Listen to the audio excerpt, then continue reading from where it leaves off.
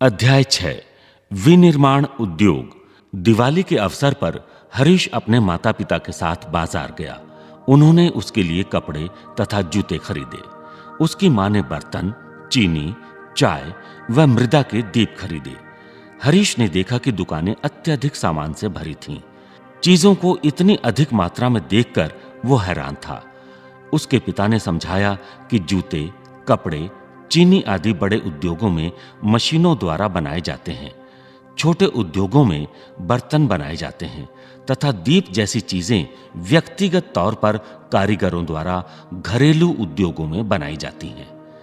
क्या आप इन उद्योगों के विषय में जानते हैं? कच्चे पदार्थ को मूल्यवान उत्पाद में परिवर्तित कर अधिक मात्रा में वस्तुओं के उत्पादन को विनिर्माण या वस्तु निर्माण कहा जाता है। क्या आप जानते हैं, कागज लकड़ी से, चीनी गन्ने से, लोहा इस्पात लौह अयस्क से तथा एल्यूमीनियम बॉक्साइट से निर्मित है। क्या आप ये भी जानते हैं कि कई किस्म के कपड़े ऐसे रेशों से बनते हैं जो रेशा उद्योग में बनते हैं। द्वितीयक कार्यों में लगे व्यक्ति कच्चे माल को परिष्कृत वस्तुओं में परिवर्तित करते हैं। स्टील, कार, कपड़ा उद्योग, बेकरी तथा पेय पदार्थों संबंधी उद्योगों में लगे श्रमिक इसी वर्ग के अंतर्गत आते हैं। कुछ व्यक्ति सेवाएं प्रदान करने में रोजगार पाते हैं। इस अध्याय में हम द्वितीयक क्रियाओं के अंतर्गत विनिर्माण उद्योगों के विषय में पढ़ेंगे। किसी देश की आर्थिक उन्नति विनिर्माण उद्योगों के विकास से मापी जाती है। विनिर्माण का महत्व। विनिर्माण उद्योग सामान्यतः विकास की तथा विशेषतः आर्थिक विकास की रीढ़ समझे जाते हैं, क्योंकि पॉइंट 1 विनिर्माण उद्योग न केवल कृषि के आधुनिकीकरण में सहायक है, वरन द्वितीयक व तृतीयक सेवाओं में रोजगार उपलब्ध कराकर कृषि पर हमारी निर्भरता को कम करते हैं। पॉइंट 2 देश में औद्योगिक विकास बेरोजगारी तथा गरीबी उन्मूलन की एक आवश्यक शर्त है। भारत में सार्वजनिक संयुक्त क्षेत्र में लगे उद्योग इसी विचार पर आधारित थे। जनजातीय तथा पिछड़े क्षेत्रों में उद्योगों की स्थापना का उद्देश्य भी क्षेत्रीय असमानताओं को कम करना था। पॉइंट 3 निर्मित वस्तुओं का निर्यात वाणिज्य व्यापार को बढ़ाता है, जिससे अपेक्षित विदेशी मुद्रा की प्राप्ति होती है। पॉइंट 4 वे देश ही विकसित हैं जो कच्चे माल को विभिन्न तथा अधिक मूल्यवान तैयार माल में विनिर्मित करते हैं। भारत का विकास विविध व शीघ्र औद्योगिक विकास में निहित है। कृषि तथा उद्योग एक दूसरे से पृथक नहीं है, ये एक दूसरे के पूरक हैं।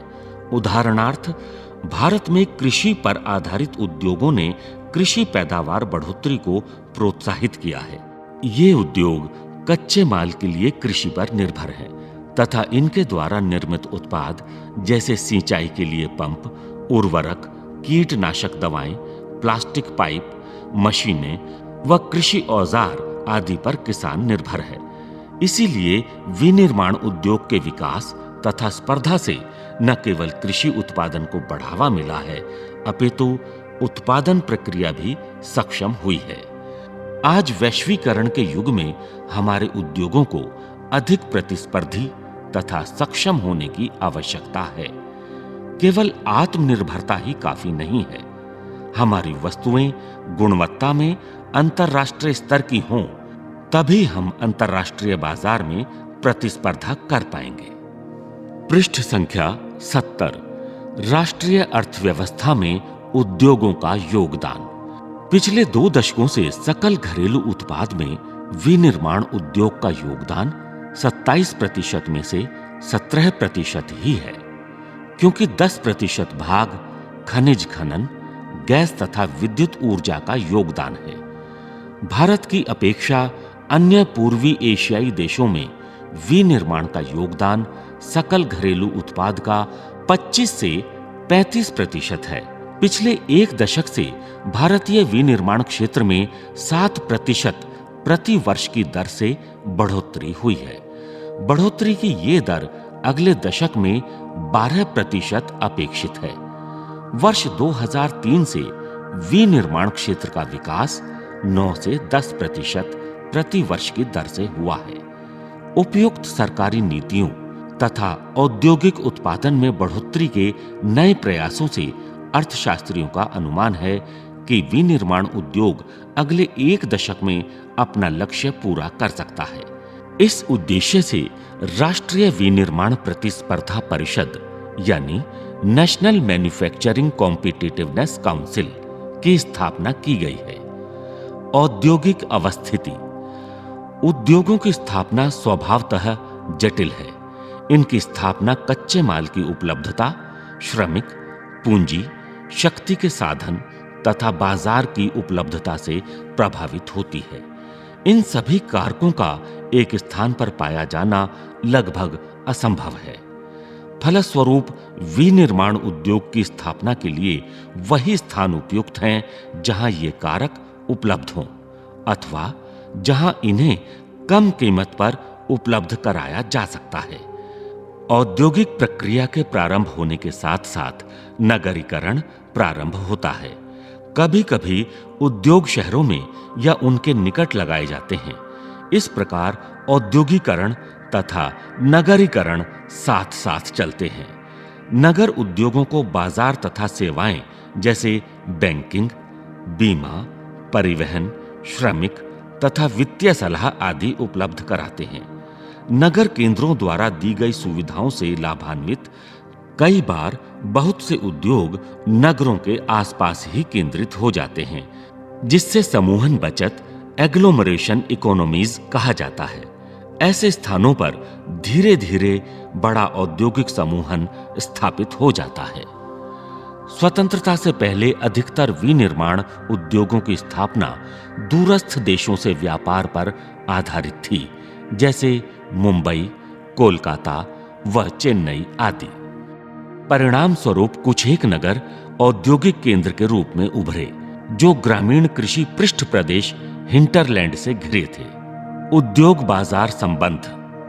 चित्र संख्या 6.1 में उद्योग बाजार संबंध को दिखाया गया है, जिसमें निवेश, कच्चा माल तथा उसके घटक, उत्पादन घटक, भूमि, श्रम, पूंजी, उद्यमी, अवसंरचना ये उत्पादन घटक हैं, जिनको परिवहन के माध्यम से कारखानों तक ले जाया जाता है।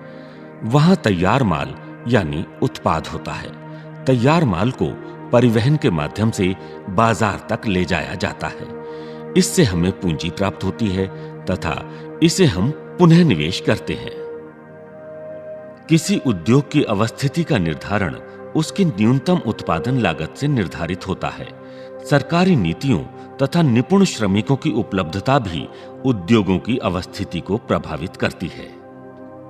चित्र संख्या 6.2।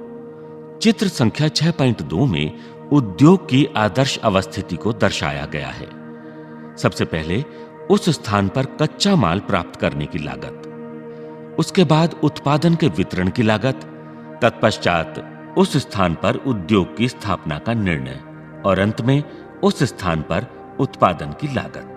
पृष्ठ संख्या 71। उद्योगों का वर्गीकरण। रोजमर्रा के इस्तेमाल की विभिन्न औद्योगिक उत्पादों की सूची बनाएं, जैसे ट्रांजिस्टर, बिजली का बल्ब, वनस्पति तेल, सीमेंट, कांच का सामान, पेट्रोल, माचिस, स्कूटर, वाहन, दवाइयां आदि। यदि हम विशेष मापदंडों के आधार पर विभिन्न उद्योगों का वर्गीकरण करते हैं, तो विनिर्माण को आसानी से समझ सकेंगे। उद्योगों को इस प्रकार वर्गीकृत किया जा सकता है। प्रयुक्त कच्चे माल के स्रोत के आधार पर। पॉइंट 1, कृषि आधारित, सूती वस्त्र, ऊनी वस्त्र, पटसन, रेशम वस्त्र, रबर, चीनी, चाय, कॉफी तथा वनस्पति तेल उद्योग। पॉइंट 2, खनिज आधारित, लोहा तथा इस्पात, सीमेंट, एल्यूमीनियम, मशीन, औजार तथा पेट्रो रसायन उद्योग। प्रमुख भूमिका के आधार पर। पॉइंट 1, आधारभूत उद्योग, जिनके उत्पादन या कच्चे माल पर दूसरे उद्योग निर्भर हैं, जैसे लोहा इस्पात, तांबा प्रगलन व एल्यूमीनियम प्रगलन उद्योग। पॉइंट 2, उपभोक्ता उद्योग, जो उत्पादन उपभोक्ताओं के सीधे उपयोग हेतु करते हैं, जैसे चीनी, दंत मंजन, कागज, पंखे, सिलाई मशीन आदि। पूंजी निवेश के आधार पर। पॉइंट 1, एक लघु उद्योग को परिसंपत्ति की एक इकाई पर अधिकतम निवेश मूल्य के परिप्रेक्ष्य में परिभाषित किया जाता है। यह निवेश सीमा समय के साथ परिवर्तित होती रहती है, अधिकतम स्वीकार्य निवेश के आधार पर की जाती है। यह निवेश मूल्य समय के साथ बदला गया है। वर्तमान में अधिकतम निवेश 1 करोड़ रुपए तक स्वीकार्य है। स्वामित्व के आधार पर। पॉइंट 1, सार्वजनिक क्षेत्र में लगे सरकारी एजेंसियों द्वारा प्रबंधित तथा सरकार द्वारा संचालित उद्योग, जैसे भारत हैवी इलेक्ट्रिकल लिमिटेड यानी BHEL तथा steel authority of India limited यानी SAIL, सेल आदि। पॉइंट 2, निजी क्षेत्र के उद्योग जिनका एक व्यक्ति के स्वामित्व में और उसके द्वारा संचालित अथवा लोगों के स्वामित्व में या उनके द्वारा संचालित है। टिस्को, बजाज ऑटो लिमिटेड, डाबर उद्योग आदि। पॉइंट 3, संयुक्त उद्योग, वैसे उद्योग जो राज्य सरकार और निजी क्षेत्र के संयुक्त प्रयास से चलाए जाते हैं, जैसे oil India limited OIL, oil. Point 4, सहकारी उद्योग जिनका स्वामित्व कच्चे माल की पूर्ति करने वाले उत्पादकों, श्रमिकों या दोनों के हाथों होता है। संसाधनों का कोष संयुक्त होता है तथा लाभ हानि का विभाजन भी आनुपातिक होता है, जैसे महाराष्ट्र के चीनी उद्योग, केरल के नारियल पर आधारित उद्योग। कच्चे तथा तैयार माल की मात्रा व भार के आधार पर। पॉइंट 1, भारी उद्योग जैसे लोहा तथा इस्पात आदि। पॉइंट 2, हल्के उद्योग जो कम भार वाले कच्चे माल का प्रयोग कर हल्के तैयार माल का उत्पादन करते हैं, जैसे विद्युतीय उद्योग। क्रियाकलाप, कच्चा माल और तैयार माल की मात्रा और भार के आधार पर इनको 2 वर्गों में विभाजित करें। तेल, बुनने की सलाई, पीतल के बर्तन, फ्यूज तार, घड़ियां, सिलाई मशीन, पोत निर्माण, विद्युत बल्ब, पेंट के ब्रश, मोटर गाड़ी। पृष्ठ संख्या 72। कृषि आधारित उद्योग, सूती वस्त्र, पटसन, रेशम, ऊनी वस्त्र, चीनी तथा वनस्पति तेल आदि उद्योग कृषि से प्राप्त कच्चे माल पर आधारित हैं। वस्त्र उद्योग, भारतीय अर्थव्यवस्था में वस्त्र उद्योग का अपना अलग महत्व है, क्योंकि इसका औद्योगिक उत्पादन में महत्वपूर्ण 14% योगदान है। यह लगभग 350 लाख व्यक्तियों को रोजगार उपलब्ध करवाकर कृषि के पश्चात दूसरा बड़ा उद्योग है तथा लगभग 24.6% विदेशी मुद्रा अर्जित करता है। सकल घरेलू उत्पाद में इसकी भागीदारी लगभग 4% है। देश का यह अकेला उद्योग है जो कच्चे माल से उच्चतम अतिरिक्त मूल्य उत्पाद तक की श्रृंखला में परिपूर्ण तथा आत्मनिर्भर है। चित्र संख्या 6.3।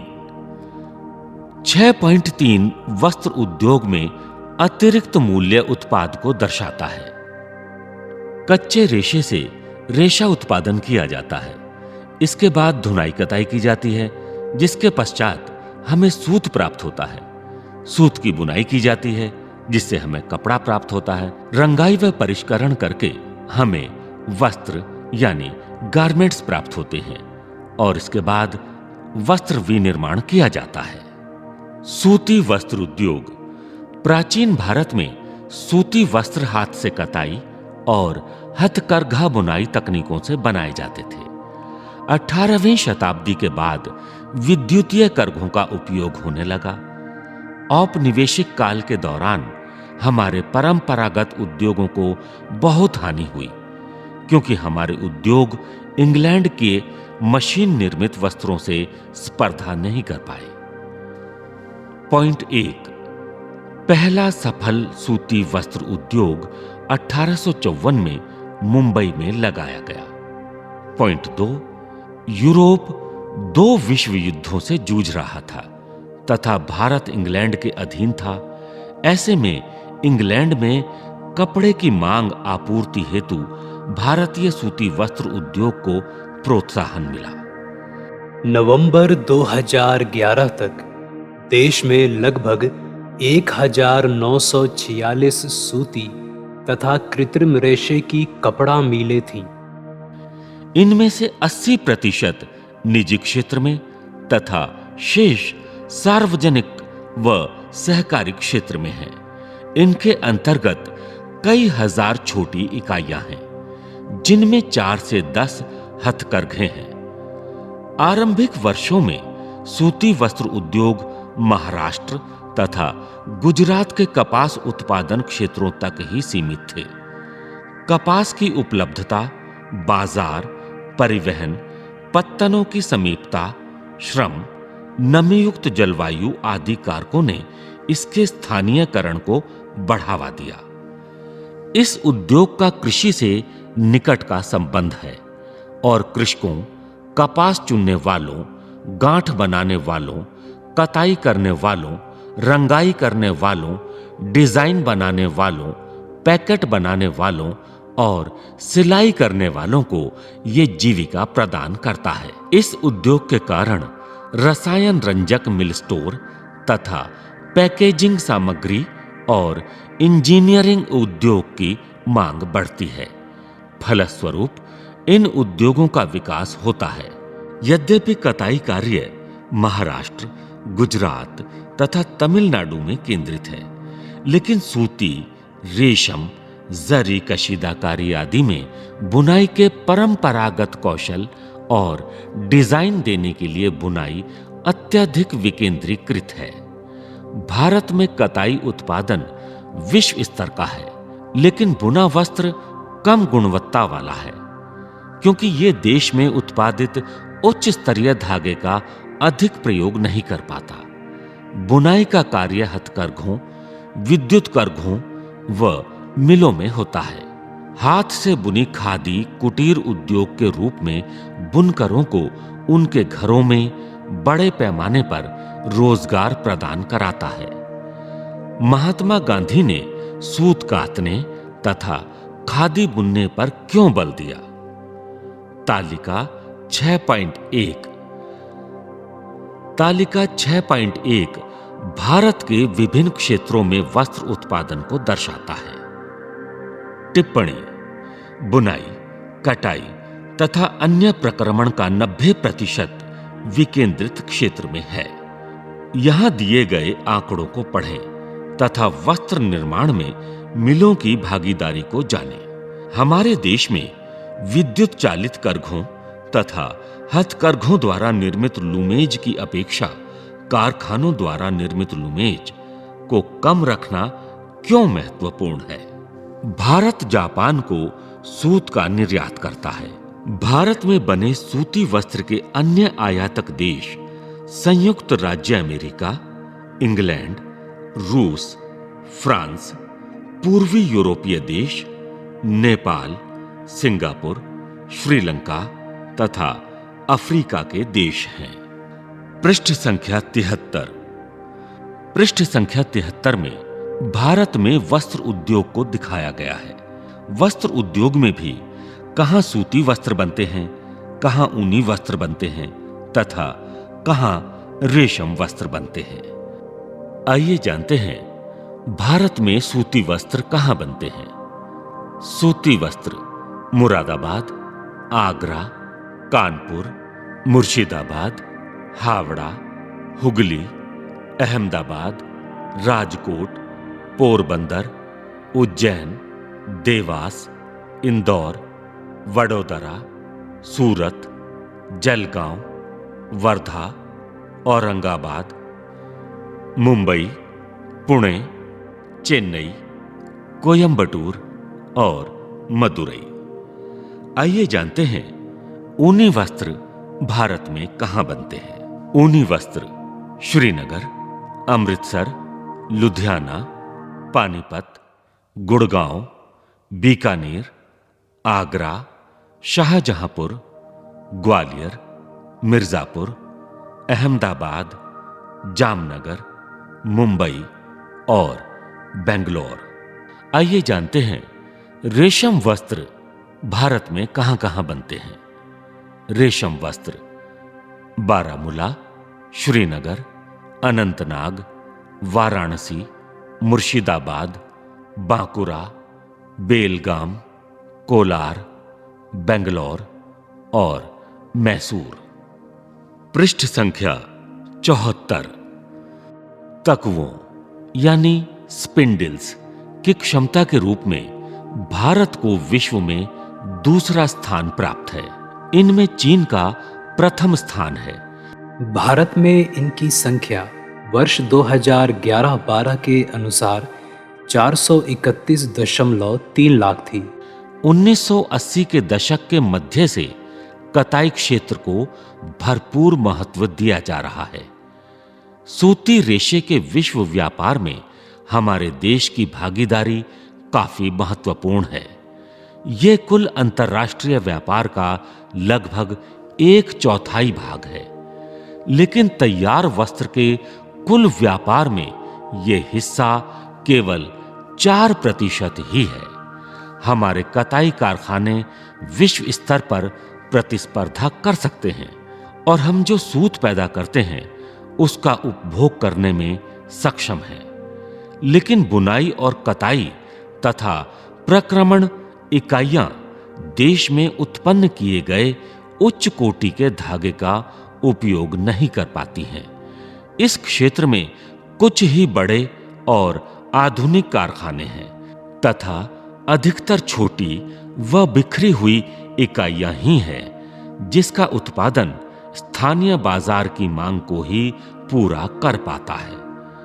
ये इस उद्योग की एक बड़ी कमी है, जिसके परिणाम स्वरूप हमारे बहुत से कताई करने वाले सूती धागे का निर्यात करते हैं, जबकि परिधान निर्माताओं को कपड़ा आयात करना पड़ता है। धागा 85 रुपए प्रति किलोग्राम की दर से बेचा जाता है। अगर यह पतलून के रूप में बेचा जाए तो इसकी कीमत 800 रुपए प्रति किलोग्राम है। रेशे से धागा, धागे से कपड़ा और कपड़े से परिधान बनाने के प्रत्येक चरण पर मूल्य में वृद्धि होती है। हमारे लिए अधिक मात्रा में धागे के निर्यात की अपेक्षा अपने बुनाई क्षेत्र को सुधारना क्यों आवश्यक है? यद्यपि लंबे रेशे वाली कपास के उत्पादन में महत्वपूर्ण वृद्धि दर्ज की गई है, तथापि इसे आयात करने की आवश्यकता महसूस की जाती है। विशेषतः बुनाई व अन्य संबंधित क्षेत्रों में अनियमित विद्युत आपूर्ति को दूर करने तथा नई मशीनरी के उपयोग की आवश्यकता है।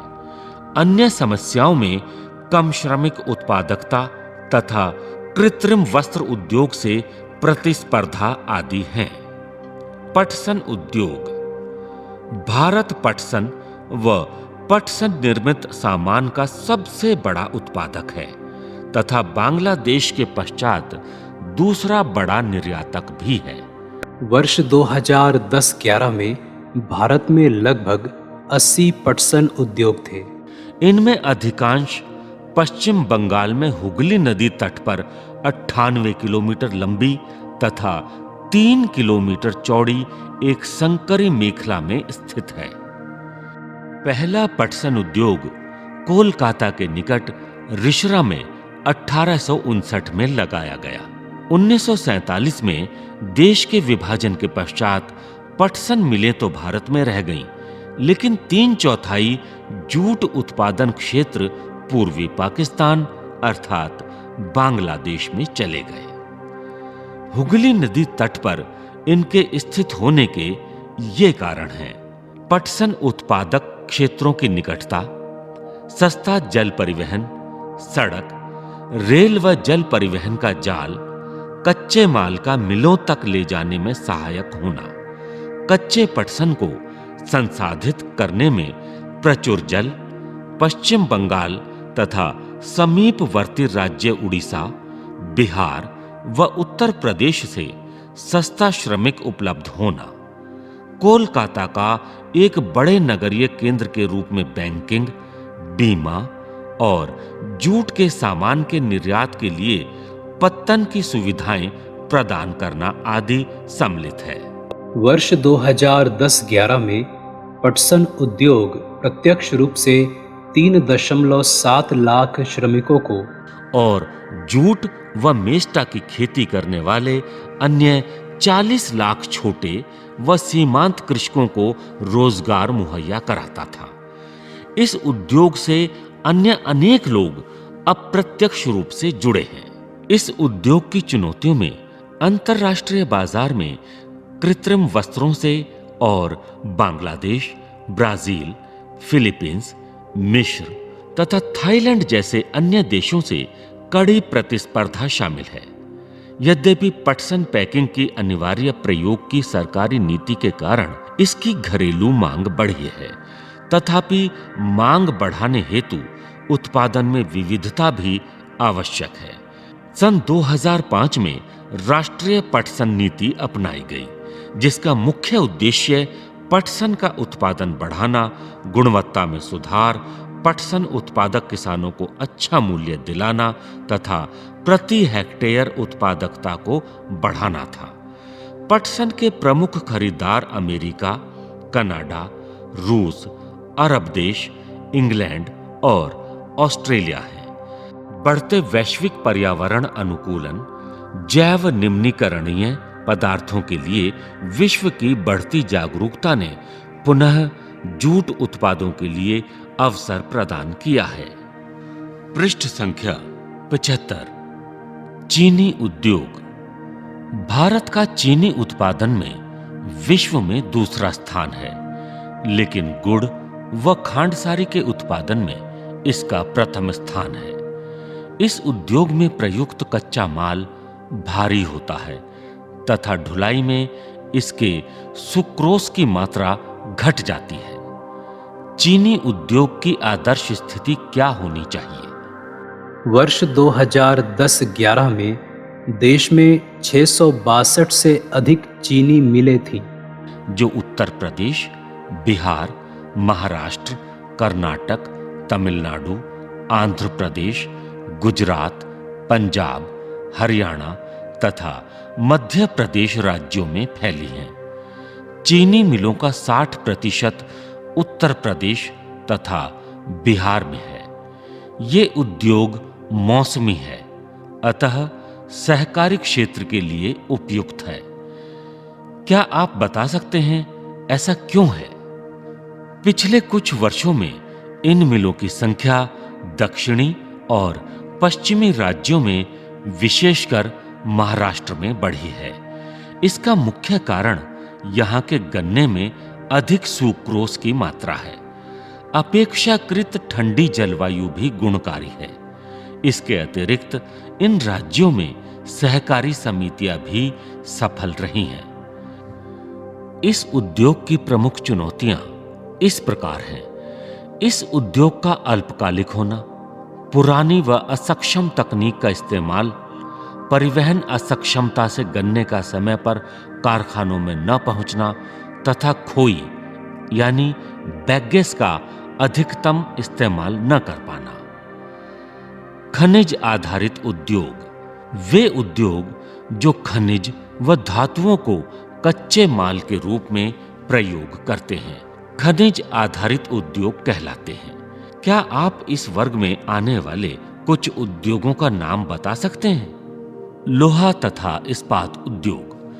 लोहा तथा इस्पात उद्योग एक आधारभूत यानी बेसिक उद्योग है, क्योंकि अन्य सभी भारी, हल्के और मध्यम उद्योग इनसे बनी मशीनरी पर निर्भर हैं। विविध प्रकार के इंजीनियरिंग सामान, निर्माण सामग्री, रक्षा, चिकित्सा, टेलीफोन, वैज्ञानिक उपकरण और विभिन्न प्रकार की उपभोक्ता वस्तुओं के निर्माण के लिए इस्पात की आवश्यकता होती है। क्रियाकलाप। इस्पात से बनी उन सभी पदार्थों की सूची बनाएं जो आप सोच सकते हैं। इस्पात के उत्पादन तथा खपत को प्राय एक देश के विकास का पैमाना माना जाता है। लोहा तथा इस्पात एक भारी उद्योग है, क्योंकि इसमें प्रयुक्त कच्चा तथा तैयार माल दोनों ही भारी और स्थूल होते हैं और इसके लिए अधिक परिवहन लागत की आवश्यकता होती है।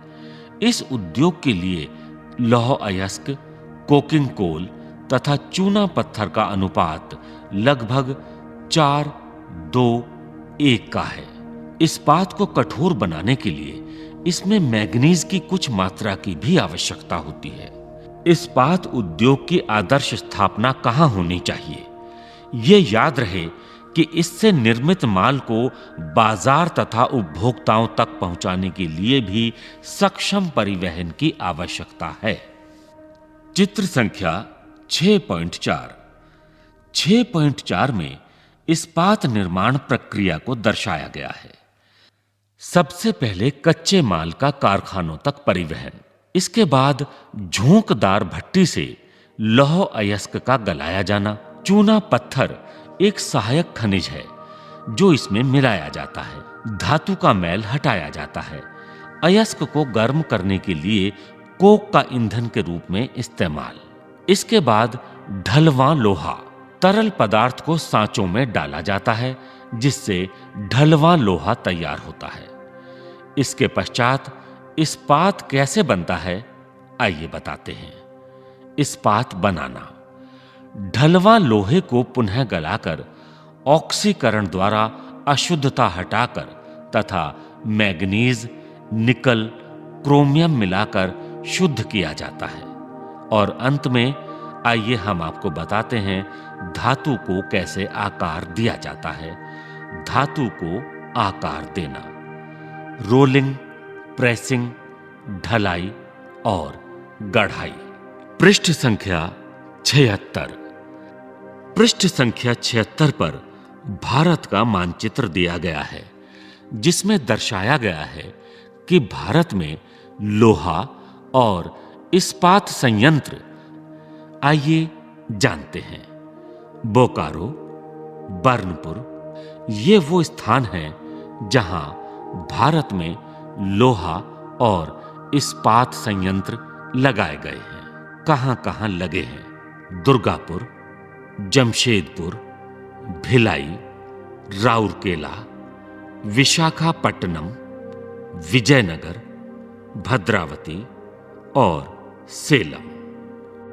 वर्ष 2011 में भारत 722 लाख टन इस्पात का विनिर्माण कर संसार में कच्चा इस्पात उत्पादकों में चौथे स्थान पर था। यह स्पंज लौह का सबसे बड़ा उत्पादक है। इस्पात के अधिक उत्पादन के बावजूद भी 2010-11 में यहाँ प्रति वर्ष प्रति व्यक्ति खपत केवल 49 किलोग्राम थी, जबकि इसी समय विश्व में प्रति व्यक्ति औसत खपत 182 किलोग्राम थी। क्रियाकलाप। तालिका 6.2। तालिका 6.2 में भारत में कुल इस्पात उत्पादन को दर्शाया गया है। दिए गए आंकड़ों को दंड आरेख द्वारा प्रदर्शित करें। भारत में प्रति व्यक्ति इस्पात की खपत इतनी कम क्यों है? इस समय भारत में 10 मुख्य संकलित उद्योग तथा बहुत से छोटे इस्पात संयंत्र हैं। मिनी इस्पात उद्योग छोटे संयंत्र हैं जिनमें विद्युत भट्टी, रद्दी, इस्पात व स्पंज आयरन का प्रयोग होता है। इनमें री रोलर्स होते हैं जिसमें इस्पात सिल्लियों का इस्तेमाल किया जाता है। ये हल्के स्टील या निर्धारित अनुपात के मृदु व मिश्रित इस्पात का उत्पादन करते हैं। एक संकलित इस्पात संयंत्र एक बड़ा संयंत्र होता है जिसमें कच्चे माल को एक स्थान पर एकत्रित करने से लेकर इस्पात बनाने, उसे ढालने और उसे आकार देने तक की प्रत्येक क्रिया की जाती है। चित्र संख्या 6.5। चित्र संख्या 6.5 में भारत और चीन में इस्पात उत्पादन दर्शाता है। पृष्ठ संख्या 78। सार्वजनिक क्षेत्र के लगभग सभी उपक्रम अपने इस्पात को स्टील अथॉरिटी ऑफ इंडिया यानी सेल के माध्यम से बेचते हैं। 1950 के दशक में भारत तथा चीन ने लगभग एक समान मात्रा में इस्पात उत्पादित किया था। आज चीन इस्पात का सबसे बड़ा उत्पादक है। इस्पात की सर्वाधिक खपत वाला देश भी चीन है। वर्ष 2004 में भारत इस्पात का सबसे बड़ा निर्यातक था। इसकी अंतर्राष्ट्रीय व्यापार में हिस्सेदारी 2.25% थी। छोटा नागपुर के पठारी क्षेत्र में अधिकांश लोहा तथा इस्पात उद्योग संकेंद्रित हैं। इस प्रदेश में इस उद्योग के विकास के लिए अधिक अनुकूल सापेक्षित परिस्थितियां हैं। इनमें लौह अयस्क की कम लागत, उच्च कोटि के कच्चे माल की निकटता, सस्ते श्रमिक और स्थानीय बाजार में इनके मांग की विशाल संभाव्यता सम्मिलित है। यद्यपि भारत संसार का एक महत्वपूर्ण लौह इस्पात उत्पादक देश है, तथापि हम इनके पूर्ण संभाव्य का विकास नहीं कर पाए हैं। इसके कई कारण हैं। क उच्च लागत तथा कोकिंग कोयले की सीमित उपलब्धता। ख कम श्रमिक उत्पादकता। ग ऊर्जा की अनियमित पूर्ति तथा घ अविकसित अवसंरचना आदि। हम भी उच्च कोटि का इस्पात दूसरे देशों से आयात करते हैं। हालांकि हमारा कुल इस्पात उत्पादन घरेलू मांग पूर्ति हेतु पर्याप्त है। निजी क्षेत्र में उद्यमियों के प्रयत्न से उदारीकरण व प्रत्यक्ष विदेशी निवेश ने इस उद्योग को प्रोत्साहन दिया है। इस्पात उद्योग को अधिक स्पर्धावान बनाने के लिए अनुसंधान और विकास के संसाधनों को नियत करने की आवश्यकता है। क्रियाकलाप। क्या आपने कलिंग नगर विवाद के विषय में पढ़ा है? चित्र संख्या 6.7। चित्र संख्या 6.7 में एल्यूमीनियम तथा अयस्क का अनुपात बताया गया है। 4 से 6 टन बॉक्साइट से हमें 2 टन एल्यूमिना प्राप्त होता है और 2 टन एल्यूमिना से हमें 1 टन एल्यूमिनियम प्राप्त होता है। चित्र संख्या 6.8। चित्र संख्या 6.8 में एल्यूमिनियम उद्योग में विनिर्माण की प्रक्रिया को दर्शाता है। बॉक्साइट। कच्चा माल, बॉक्साइट खनन। इसे हम परिवहन यानी रेल या समुद्री जहाज से ले जाते हैं। एल्यूमिना।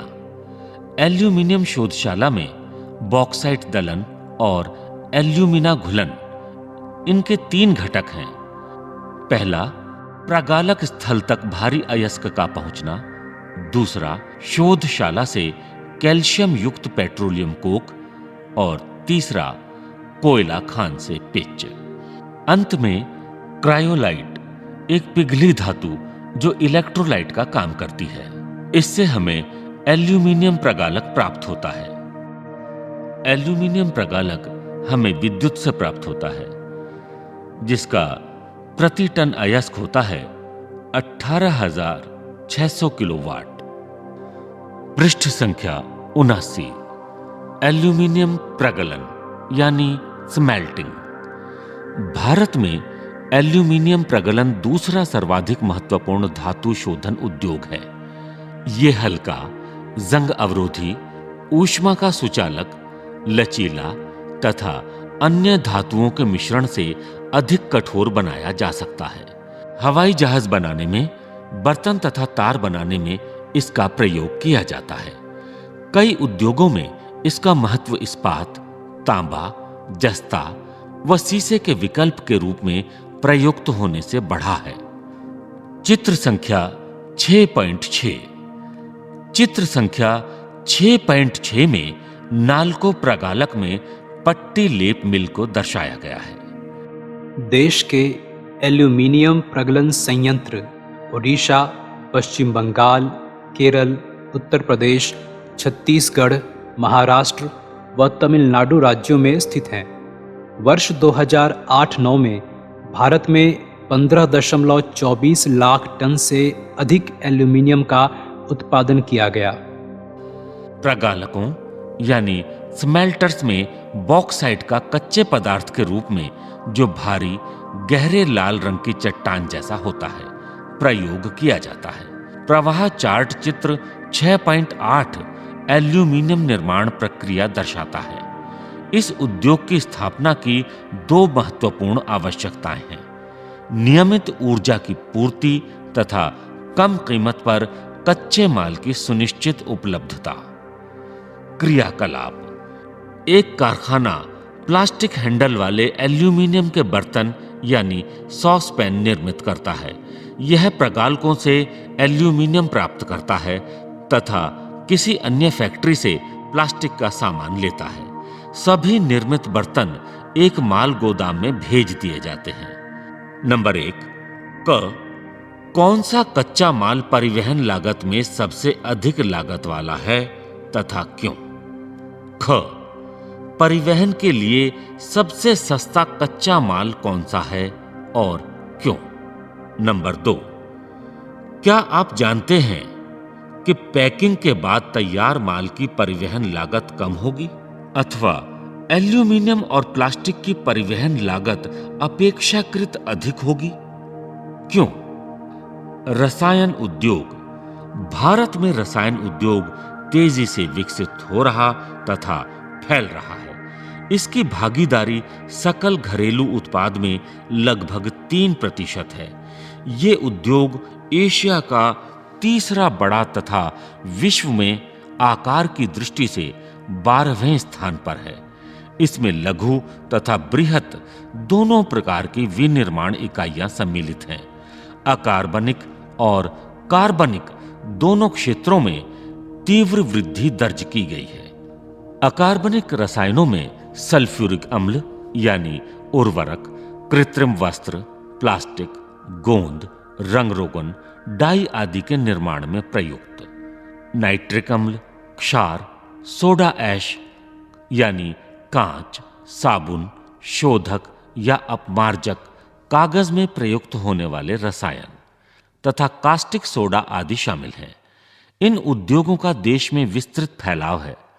क्या आप बता सकते हैं ऐसा क्यों है? कार्बनिक रसायनों में पेट्रो रसायन शामिल है, जो कृत्रिम वस्त्र, कृत्रिम रबर, प्लास्टिक, रंजक पदार्थ, दवाइयां, औषध रसायनों के बनाने में प्रयोग किए जाते हैं। ये उद्योग तेल शोधनशालाओं या पेट्रो रसायन संयंत्रों के समीप स्थापित हैं। रसायन उद्योग अपने आप में एक बड़ा उपभोक्ता भी है। आधारभूत रसायन एक प्रक्रिया द्वारा अन्य रसायन उत्पन्न करते हैं, जिनका उपयोग औद्योगिक अनुप्रयोग, कृषि अथवा उपभोक्ता बाजारों के लिए किया जाता है। ऐसे ही उत्पादों की एक सूची बनाएं। उर्वरक उद्योग: उर्वरक उद्योग नाइट्रोजनी उर्वरक यानी मुख्यतः यूरिया, फॉस्फेटिक उर्वरक यानी डीएपी तथा अमोनियम फॉस्फेट और मिश्रित उर्वरक, जिसमें 3 मुख्य पोषक उर्वरक नाइट्रोजन, फॉस्फेट व पोटाश शामिल हैं, के उत्पादन क्षेत्रों के इर्द गिर्द केंद्रित हैं। तीसरा अर्थात पोटाश पूर्णतः आयात किया जाता है, क्योंकि हमारे देश में वाणिज्यिक रूप से या किसी भी रूप में प्रयुक्त होने वाला पोटाश या पोटाशियम यौगिकों के भंडार नहीं है। भारत नाइट्रोजनी उर्वरकों का तीसरा सबसे बड़ा उत्पादक है। यहाँ 57 उर्वरक इकाइयां हैं जो नाइट्रोजन तथा मिश्रित नाइट्रोजनी उर्वरक निर्मित करती हैं। 29 इकाइयां यूरिया उत्पादन तथा 9 इकाइयां उप उत्पाद यानी बाई प्रोडक्ट के रूप में अमोनियम सल्फेट का उत्पादन करती हैं तथा 68 अन्य लघु इकाइयां मात्र सुपर फॉस्फेट का उत्पादन करती हैं। वर्तमान समय में सार्वजनिक क्षेत्र में 10 उपक्रम तथा भारतीय उर्वरक निगम यानी FCI गुजरात के हजीरा में सहकारी क्षेत्र के अंतर्गत एक उपक्रम कार्यरत है। हरित क्रांति के पश्चात ये उद्योग देश के अन्य अनेक भागों में भी फैल गया। गुजरात, तमिलनाडु, उत्तर प्रदेश, पंजाब और केरल राज्य कुल उर्वरक उत्पादन का लगभग 50% उत्पादन करते हैं। अन्य महत्वपूर्ण उत्पादक राज्य आंध्र प्रदेश, उड़ीसा, राजस्थान, बिहार, महाराष्ट्र, असम, पश्चिम बंगाल, गोवा, दिल्ली, मध्य प्रदेश तथा कर्नाटक हैं। सीमेंट उद्योग निर्माण कार्यों जैसे घर, कारखाने, पुल, सड़कें, हवाई अड्डा, बांध तथा अन्य व्यापारिक प्रतिष्ठानों के निर्माण में सीमेंट आवश्यक है। इस उद्योग को भारी व स्थूल कच्चे माल जैसे चूना पत्थर, सिलिका, एल्यूमिना और जिप्सम की आवश्यकता होती है। रेल परिवहन के अतिरिक्त इसमें कोयला तथा विद्युत ऊर्जा भी आवश्यक है। इस उद्योग की इकाइयां गुजरात में लगाई गई है क्योंकि यहां से इसे खाड़ी देशों के बाजार की उपलब्धता है। क्रियाकलाप सीमेंट विनिर्माण इकाइयों की स्थापना कहां पर आर्थिक रूप से व्यावहारिक होगी? क्रियाकलाप भारत में ये उद्योग अन्य किन राज्यों में स्थित है, उनके नाम बताएं। पहला सीमेंट उद्योग सन 1904 में चेन्नई में लगाया गया था। स्वतंत्रता के पश्चात इस उद्योग का प्रसार हुआ। सन 1989 से मूल्य व वितरण में नियंत्रण समाप्ति तथा अन्य नीतिगत सुधारों से सीमेंट उद्योग ने क्षमता, प्रक्रिया व प्रौद्योगिकी व उत्पादन में अत्यधिक तरक्की की है। अब देश में 128 बड़े संयंत्र तथा 332 छोटे सीमेंट संयंत्र हैं। भारत में विविध प्रकार के सीमेंटों का उत्पादन किया जाता है। गुणवत्ता में सुधार के कारण भारत की बड़ी घरेलू मांग के अतिरिक्त पूर्वी एशिया, मध्य पूर्व, अफ्रीका तथा दक्षिण एशिया के बाजारों में मांग बढ़ी है। ये उद्योग उत्पादन तथा निर्यात दोनों ही रूपों में प्रगति पर है। इस उद्योग को बनाए रखने के लिए पर्याप्त घरेलू मांग और पूर्ति में वृद्धि करने के प्रयास किए जा रहे हैं।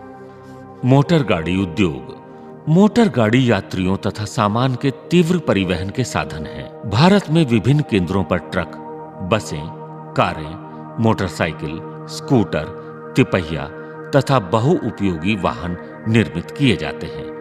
उदारीकरण के पश्चात नए और आधुनिक मॉडल के वाहनों का बाजार तथा वाहनों की मांग बढ़ी है, जिससे इस उद्योग में विशेषकर कार, दोपहिया तथा तिपहिया वाहनों में अपार वृद्धि हुई है। पिछले 15 से भी कम वर्षों में इस उद्योग ने अभूतपूर्व उन्नति की है। प्रत्यक्ष विदेशी निवेश यानी FDI के साथ नई प्रौद्योगिकी के उपयोग से ये उद्योग विश्व स्तरीय विकास के स्तर पर आ गया है। आज इसकी 15 इकाइयां यात्री कार तथा बहुउपयोगी वाहन बनाती हैं। 9 इकाइयां व्यापारिक वाहन तथा 14 इकाइयां दो पहिया तथा तिपहिया वाहन निर्मित करती हैं।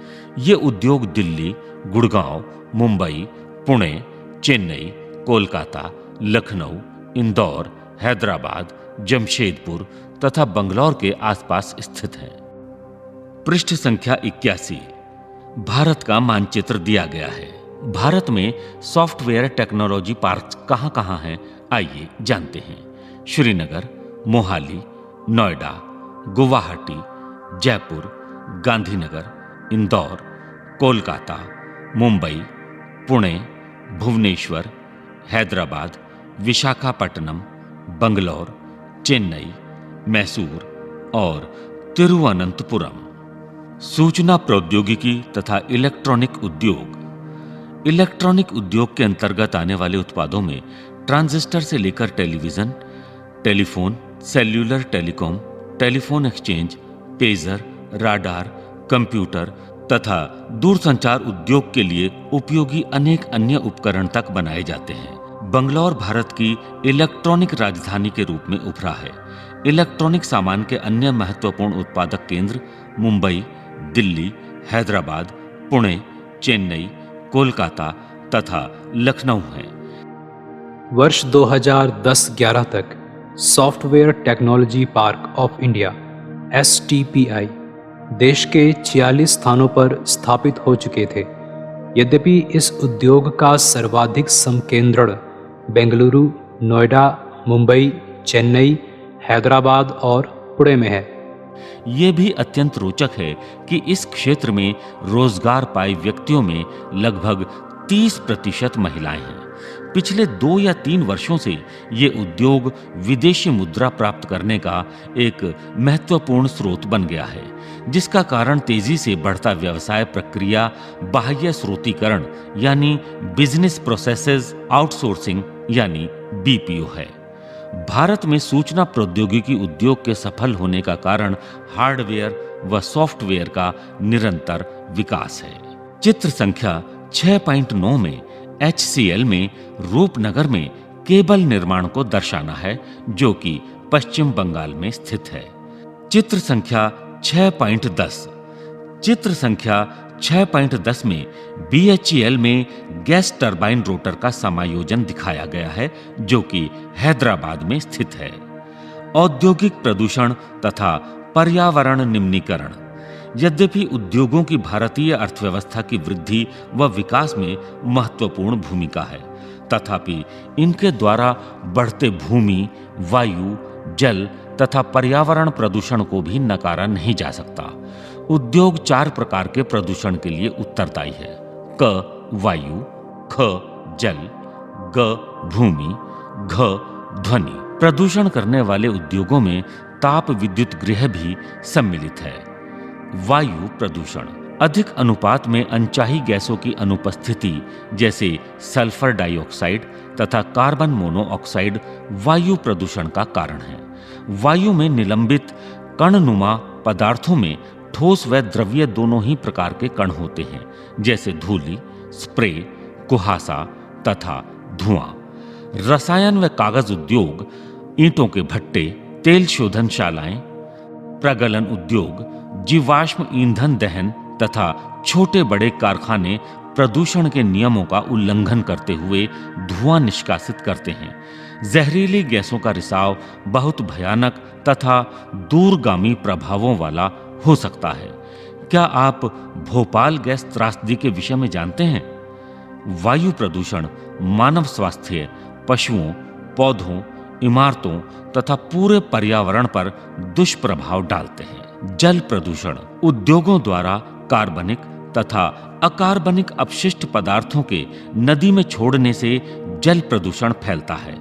जल प्रदूषण के प्रमुख कारक कागज, लुगदी, रसायन, वस्त्र तथा रंगाई उद्योग, तेल शोधनशालाएं, चमड़ा उद्योग तथा इलेक्ट्रोप्लेटिंग उद्योग हैं, जो रंग, अपमार्जक, अम्ल, लवण तथा भारी धातुएं जैसे सीसा, पारा, कीटनाशक, उर्वरक, कार्बन, प्लास्टिक और रबर सहित कृत्रिम रसायन आदि जल में वाहित करते हैं। भारत के मुख्य अपशिष्ट पदार्थों में फ्लाई ऐश, फॉस्फोजिप्सम तथा लोहा इस्पात की अशुद्धियां यानी स्लैग हैं। तापीय प्रदूषण। जब कारखानों तथा तापघरों से गर्म जल को बिना ठंडा किए ही नदियों तथा तालाबों में छोड़ दिया जाता है, तो जल में तापीय प्रदूषण होता है। जलीय जीवन पर इसका क्या प्रभाव होगा, बताएं। परमाणु ऊर्जा संयंत्रों के अपशिष्ट व परमाणु शस्त्र उत्पादक कारखानों से कैंसर, जन्मजात विकार तथा अकाल प्रसव जैसी बीमारियां होती हैं। मृदा व जल प्रदूषण आपस में संबंधित हैं। मलबे का ढेर, विशेषकर कांच, हानिकारक रसायन, औद्योगिक बहाव, पैकिंग, लवण तथा कूड़ा करकट मृदा को अनुपजाऊ बनाता है। वर्षा जल के साथ ये प्रदूषक जमीन से रिसते हुए भूमिगत जल तक पहुंचकर उसे भी प्रदूषित कर देते हैं। पृष्ठ संख्या 83। ध्वनि प्रदूषण। ध्वनि प्रदूषण से खिन्नता तथा उत्तेजना ही नहीं, वरन श्रवण असक्षमता, हृदय गति, रक्तचाप तथा अन्य कायिक व्यथाएं भी बढ़ती हैं। अनचाही ध्वनि उत्तेजना मानसिक चिंता का स्रोत है। औद्योगिक तथा निर्माण कार्य, कारखानों के उपकरण, जनरेटर, लकड़ी चीरने के कारखाने, गैस यांत्रिकी तथा विद्युत ड्रिल भी अधिक ध्वनि उत्पन्न करते हैं। पर्यावरणीय निम्नीकरण की रोकथाम। कारखानों द्वारा निष्कासित 1 लीटर अपशिष्ट से लगभग 8 गुना स्वच्छ जल दूषित होता है। औद्योगिक प्रदूषण से जल को कैसे बचाया जा सकता है? इसके कुछ सुझाव इस प्रकार हैं। क विभिन्न प्रक्रियाओं में जल का न्यूनतम उपयोग तथा जल का 2 या अधिक उत्तरोत्तर अवस्थाओं में पुनर्चक्रण द्वारा पुनः उपयोग। ख जल की आवश्यकता पूर्ति हेतु वर्षा जल संग्रहण। ग नदियों व तालाबों में गर्म जल तथा अपशिष्ट पदार्थों को प्रवाहित करने से पहले उनका शोधन करना। औद्योगिक अपशिष्ट का शोधन 3 चरणों में किया जा सकता है। अ यांत्रिक साधनों द्वारा प्राथमिक शोधन। इसमें अपशिष्ट पदार्थों की छटाई, उनके छोटे छोटे टुकड़े करना, ढकना तथा तलछट जमाव आदि सम्मिलित हैं। ब जैविक प्रक्रियाओं द्वारा द्वितीयक शोधन। स जैविक, रासायनिक तथा भौतिक प्रक्रियाओं द्वारा तृतीयक शोधन। इसमें अपशिष्ट जल को पुनर्चक्रण द्वारा पुनः प्रयोग योग्य बनाया जाता है। जहां भूमिगत जल का स्तर कम है, वहां उद्योगों द्वारा इसके अधिक निष्कासन पर कानूनी प्रतिबंध होना चाहिए। वायु में निलंबित प्रदूषण को कम करने के लिए कारखानों में ऊंची चिमनियां, चिमनियों में इलेक्ट्रोस्टैटिक अवक्षेपण यानी इलेक्ट्रोस्टैटिक प्रिसिपिटेटर्स, स्क्रबर उपकरण तथा गैसीय प्रदूषक पदार्थों को जड़त्वीय रूप से पृथक करने के लिए उपकरण होना चाहिए। कारखानों में कोयले की अपेक्षा तेल व गैस के प्रयोग से धुएं के निष्कासन में कमी लाई जा सकती है। मशीनों व उपकरणों का उपयोग किया जा सकता है तथा जनरेटरों में साइलेंसर लगाया जा सकता है। ऐसी मशीनरी का प्रयोग किया जाए जो ऊर्जा सक्षम हो तथा कम ध्वनि प्रदूषण करे। ध्वनि अवशोषित करने वाले उपकरणों के इस्तेमाल के साथ कानों पर शोर नियंत्रण उपकरण भी पहनने चाहिए। चित्र संख्या 6.11। चित्र संख्या 6.11 में फरीदाबाद में यमुना एक्शन प्लान के अंतर्गत वाहित मल उपचार संयंत्र दर्शाया गया है। राष्ट्रीय ताप विद्युत गृह यानी एनटीपीसी द्वारा दिखाया गया मार्ग। भारत में ताप विद्युत गृह कॉरपोरेशन विद्युत प्रदान करने वाली मुख्य निगम है। इसके पास पर्यावरण प्रबंधन तंत्र यानी ईएमएस 14001 के लिए आईएसओ प्रमाण पत्र है। यह निगम प्राकृतिक पर्यावरण और संसाधन जैसे जल, खनिज तेल, गैस तथा ईंधन संरक्षण नीति का हिमायती है तथा इन्हें ध्यान में रखकर ही विद्युत संयंत्रों की स्थापना करता है। ऐसा इन उपायों द्वारा संभव है। आधुनिकतम तकनीकों पर आधारित उपकरणों का सही उपयोग करके तथा विद्यमान उपकरणों में सुधार। ब अधिकतम राख का इस्तेमाल कर अपशिष्ट पदार्थों का न्यून उत्पादन।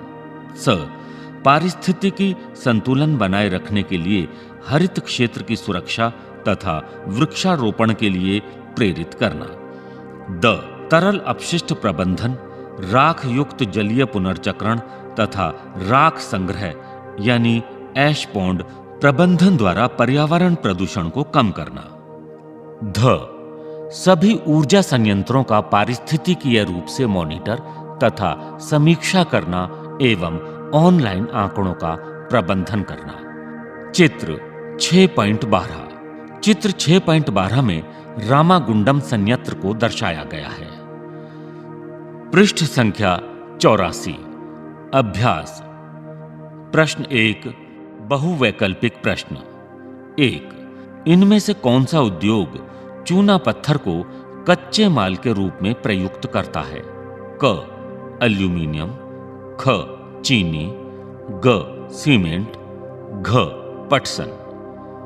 2 इनमें से कौन सी एजेंसी सार्वजनिक क्षेत्र में स्टील को बाजार में उपलब्ध कराती है?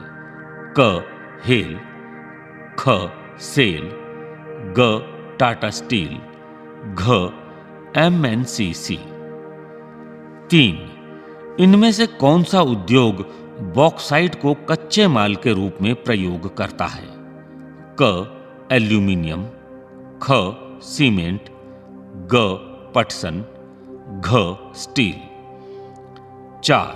इनमें से कौन सा उद्योग दूरभाष, कंप्यूटर आदि संयंत्र निर्मित करते हैं? क स्टील, ख एल्यूमीनियम, ग इलेक्ट्रॉनिक, घ सूचना प्रौद्योगिकी। प्रश्न संख्या 2। इन प्रश्नों के उत्तर लगभग 30 शब्दों में दीजिए। 1. विनिर्माण क्या है? 2. उद्योगों की अवस्थिति को प्रभावित करने वाले 3 भौतिक कारक बताएं। 3. औद्योगिक अवस्थिति को प्रभावित करने वाले 3 मानवीय कारक बताएं। 4. आधारभूत उद्योग क्या है? उदाहरण देकर बताएं। प्रश्न संख्या 3। इन प्रश्नों के उत्तर लगभग 120 शब्दों में दीजिए। 1. समन्वित इस्पात उद्योग मिनी इस्पात उद्योगों से कैसे भिन्न है? इस उद्योग की क्या समस्याएं हैं? किन सुधारों के अंतर्गत इसकी उत्पादन क्षमता बढ़ी है? 2.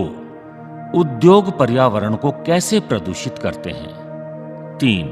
उद्योगों द्वारा पर्यावरण निम्नीकरण को कम करने के लिए उठाए गए विभिन्न उपायों की चर्चा करें। पृष्ठ संख्या 85। क्रियाकलाप। उद्योगों के संदर्भ में प्रत्येक के लिए एक शब्द दें, यानी सांकेतिक अक्षर संख्या कोष्ठक में दी गई है तथा उत्तर अंग्रेजी के शब्दों में है। 1. मशीनरी चलाने में प्रयुक्त।